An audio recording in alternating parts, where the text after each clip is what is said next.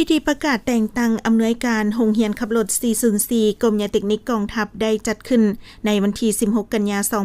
2025 โดยการเป็นประธานของสหายพลจตวาคำแปงบัวระบัดกรรมการคณะกระทรวงป้องกันประเทศห้องหัวหน้ากรมยาเทคนิคกองทัพมีสหายพันเอกอุดมลานท้องสินห้องหัวหน้ากรมคุ้มครองรถเรือมีคณะอำนวยการโรงเรียนขับรถ 404 แผนกการแขนงการอำนาจการปกครองบ้านนาเพยเมืองทุรคมแขวงเวียงจันทน์ตลอดฮอดพนักงานนักรบและผู้ที่ได้รับการแต่งตั้งใหม่เข้าร่วมสหายพันตรีสันติสุขมาไสยวงศ์หัวหน้าแผนกพนักงานกรมใหญ่เทคนิคกองทัพได้ผ่านข้อตกลงของกรมใหญ่การเมืองกองทัพอิงตามกฎหมายนายทหารกองทัพประชาชนลาวว่าด้วยการแต่งตั้งยกย้ายนายทหารอิงตามการนำเสนอของกรมใหญ่เทคนิคกองทัพกรมใหญ่การเมืองกองทัพตกลงยกย้ายสหายพันโทฤทธิ์สอนไซอินทราวงศ์หัวหน้าแผนกสังรวมกรมคุ้มครองรถเรือไปประจำอยู่โรงเรียน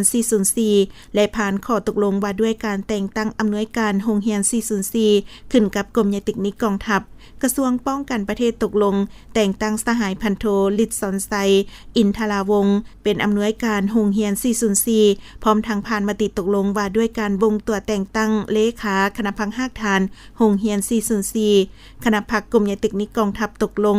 บงตัวแต่งตั้งสหายพันโทฤทธิ์สอนไซอินทราวงศ์เป็นเลขาคณะพักหากฐานโรงเรียนขับรถ 404 โอกาสนี้สหายพลจตวาคำแปงบัวระบัดได้แสดงความย่องยอสมเสยต่อผลสำเร็จในการปฏิบัติหน้าที่เวียกงานระยะผ่านมาพร้อมทั้งเน้นหนักให้ผู้ที่ได้รับหน้าที่ใหม่จงเอาใจใส่ซี่นำพาการเมืองแนวคิดให้พนักงานนักรบยกสูงความรับผิดชอบต่อหน้าที่การเมืองของตนให้สูงเอาใจใส่ปรับปรุงแบบแผนวิธีเฮ็ดเวียกแบบแผนวิธีนำพาให้นักแน่นเข้มแข็งเพิ่มทวีความสามัคคีภายในให้แน่นแฟ้นกำแน่นและปฏิบัติหลักการรวมศูนย์ประชาธิปไตยเฮ็ดเวียกเป็นหมู่คณะสืบต่อฝึกฝนหล่อหลอมตนเองและเอาใจใส่ปรับปรุงเวียกงานก่อสร้างภาคก่อสร้างพนักงานให้มีความก้าวหน้าและนำพากลุ่มกองก้าวขึ้นอย่างบ่หยุดยั้ง